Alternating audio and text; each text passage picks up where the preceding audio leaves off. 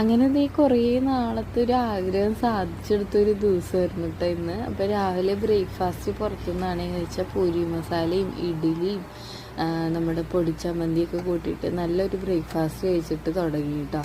അപ്പോൾ ഇന്ന് ലഞ്ചിന് സ്പെഷ്യലായിട്ട് നമുക്ക് കേരയാണ് മേടിച്ചിട്ടുണ്ടായിരുന്നത്. അപ്പോൾ ഇത് നമ്മുടെ ബായി നല്ലോണം വൃത്തിയൊക്കെ ആക്കി തന്നുന്നുണ്ട് കേട്ടോ. പിന്നെ ഞാൻ വീട്ടിൽ പോയിട്ട് ഒരു 4-5 തവണ കഴുകിയെടുത്തായിരുന്നേ. അപ്പോൾ ഏട്ടാ അവിടെ വെച്ചാൽ മീൻകാരൻ ചേട്ടൻ പറഞ്ഞത് നമുക്ക് മീൻ മുട്ട ഉണ്ടെന്ന്. പിന്നെ നമ്മൾ പിറ്റേ ദിവസത്തേക്ക് അറേഞ്ച് ചെയ്തിട്ട് പോന്നു കേട്ടോ.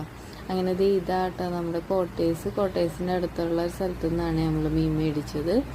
അങ്ങനെ വൈകുന്നേരം ഇപ്പോൾ നമ്മളൊന്ന് എടപ്പള്ളി പോയിട്ടുണ്ടായിരുന്നു കേട്ടോ. നമ്മുടെ പുതിയ വണ്ടി വെഞ്ചിരിക്കാൻ പോയായിരുന്നേ. അപ്പോൾ ഇതാട്ടോ നമ്മുടെ സ്കൂട്ടർ.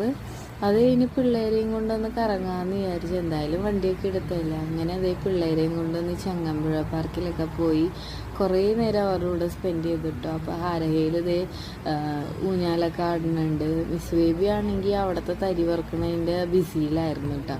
അപ്പോൾ നമ്മുടെ ഇന്നത്തെ വിശേഷങ്ങൾ ഇത്രയൊക്കെ ആയിരുന്നേ.